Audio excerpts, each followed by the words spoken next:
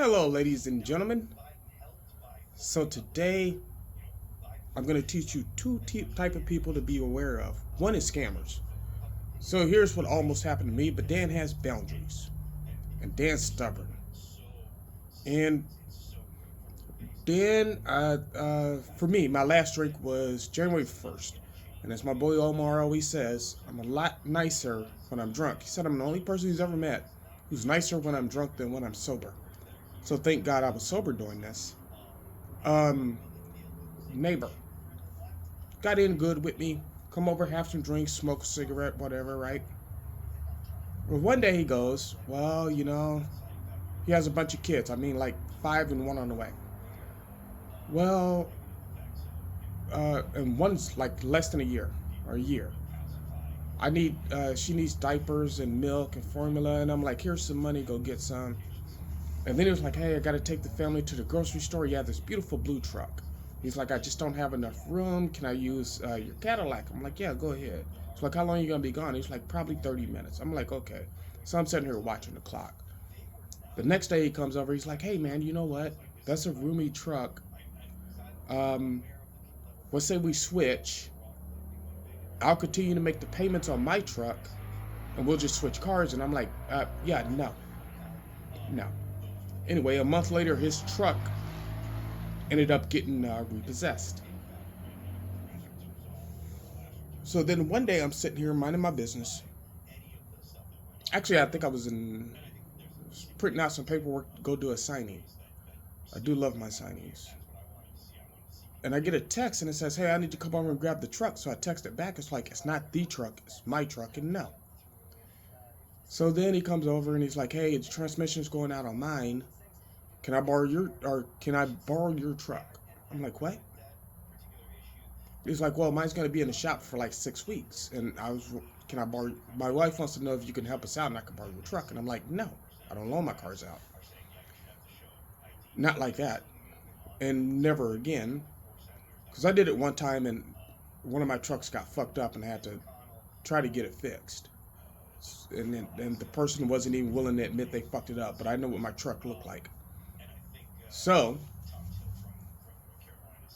I said no. So I put it on Facebook for a moral question.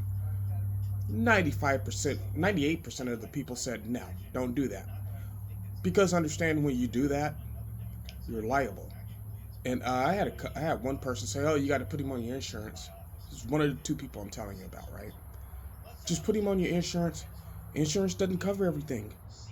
If you're speeding, or if there's a mechanical malfunction with the truck, and you hit somebody, guess what? The owner of that vehicle has to pay that. Meaning you could get wiped out completely. Could lose my house, lose everything I've built, lose all my investments. I'd have to liquidate everything and start all over at almost 53. It's ridiculous. Well, anyway, that's the first type of person to watch out for, the scammers. Have your boundaries. Don't let anybody cross it ever. Thank God I had mine. So anyway, when I put that question out there on Facebook, I had two people. One was like, well, you know, Kelly helped you, and Kelly is her ex-husband, right? When you were lost and blah, blah, blah. I'm like, I replied to her, it's like, I wasn't lost. I was bored.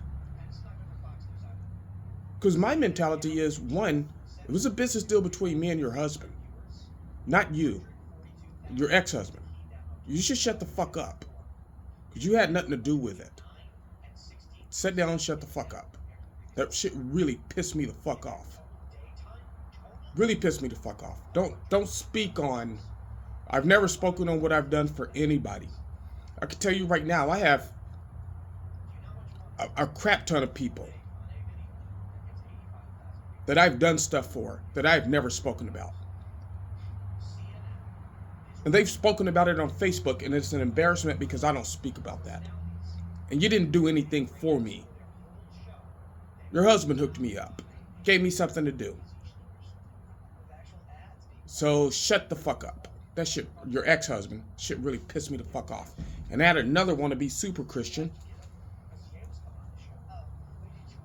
who said, well, I would have let him use it or rent it out to him. Rent it out? Hold up. If you don't have enough money to get a rental car, why would I rent you my truck?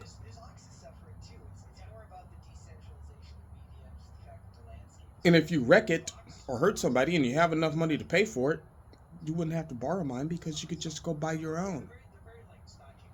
And then she was like, well, that's the devil speaking through you. So on the back end, because a lot of people don't know this, on the back end, because I'm a notary, I do a lot of property signings and I do affidavits for lawyer offices and doctors. You want to know how your doctors give you medical records out to get paid from the insurance company? They have to do an affidavit. That affidavit has to have a notary stamp on it. That's what I do. So one of my buddies who's a lawyer, and I do a lot of work for him, messaged me on the back end. And he goes, damn, you know I could drop a contract. Because he saw the heat those two were giving me. It's like I could drop a contract that says they have full liability if anything happens with your vehicle while it's loaned out to that person. So I put that out there on Facebook, and I set up the contract with detail and everything.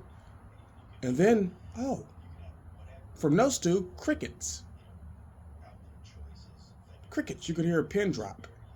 Hypocrites. Don't come over here and be super Christian and tell me to do something and take a chance with my family and what I'm building and leaving for my daughter that you yourself wouldn't take. That's the second type of person to be aware of. The super holier than thou, but won't do what they want you to do type people. And it really has nothing to do with religion. I've seen it before. People will give you advice, even if they're not religious, that they wouldn't take themselves, that they wouldn't do themselves. Ridiculous. All right, I just wanted to put that out there. Everybody have a great weekend, because I sure as hell am. And love you guys. Hit me up sometime. Talk to you. Peace.